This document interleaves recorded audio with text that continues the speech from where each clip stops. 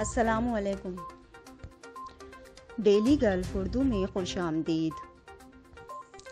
UAE، Pakistan اور دنیا بھر کے ممالک کی تازہ ترین خبروں کے لیے ہمارے چینل کو سبسکرائب کریں۔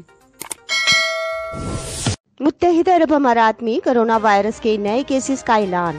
متحدہ عرب امارات کی وزارت صحت اور روک تھام نے اتوار کے روز 210 نئے کیسز کا اعلان کیا، جبکہ اب تک ریکارڈ شدہ کیسز کی کل تعداد 64,312 ہو چکی ہے۔ 123 مریض صحت یاب بھی ہوئے، جس سے صحت یابیوں کی کل تعداد 57,694 تک جا پہنچی ہے۔ آج مملکت میں 3 ہلاکتیں بھی ریکارڈ کی گئیں، جس سے اب تک ہلاکتوں کی کل تعداد 364 ہو گئی ہے۔ مملکت میں کرونا وائرس کے 65,000 مزید نئے ٹیسٹ بھی کروائے گئے۔ ایڈک کی جانب سے اعلان۔ ابوظہبی کے سینکڑوں اسکولوں نے تعلیمی سیشن کے آغاز کے لیے کورونا سے متعلق احتیاطی انتظامات مکمل کر لیے ہیں۔ 30 اگست سے تعلیمی سیشن کے آغاز کے دوران بچوں کے والدین کو اجازت ہوگی کہ وہ بچوں کو اسکول بھی بھجوا سکتے ہیں یا پھر انہیں آن لائن تعلیم بھی دلوا سکتے ہیں۔ تاہم آن لائن تعلیم کے لیے اسکول انتظامیہ سے پیشگی اجازت لینی ہوگی۔ دبئی میں سیاحتی سرگرمیاں بحال ہونے کی دیر تھی کہ لاکھوں سیاح پہنچ چکے ہیں۔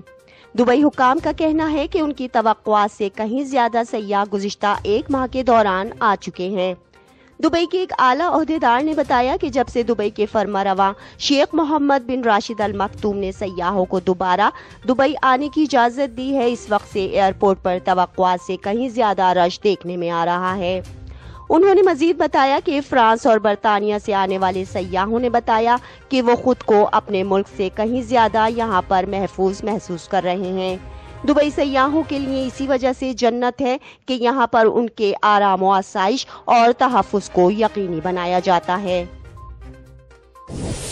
متحدہ عرب امارات اور اسرائیل کے درمیان تجارتی معاہدہ طے پا گیا۔ متحدہ عرب امارات اور اسرائیل کے درمیان سمجھوتا طے پانے کے بعد اب دونوں ممالک کی کمپنیاں بھی آپس میں تجارتی سمجھوتے کرنا شروع ہو گئی ہیں۔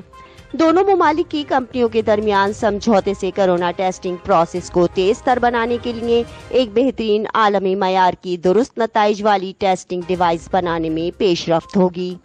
یہ اماراتی اور اسرائیلی بزنس سیکٹر میں پہلی تجارتی اور معاشی شراکت داری ہے، جس کے تحت کورونا وائرس پر تحقیق کا عمل بڑھا کر انسانیت کی خدمت کرنے میں بڑی مدد ملے گی۔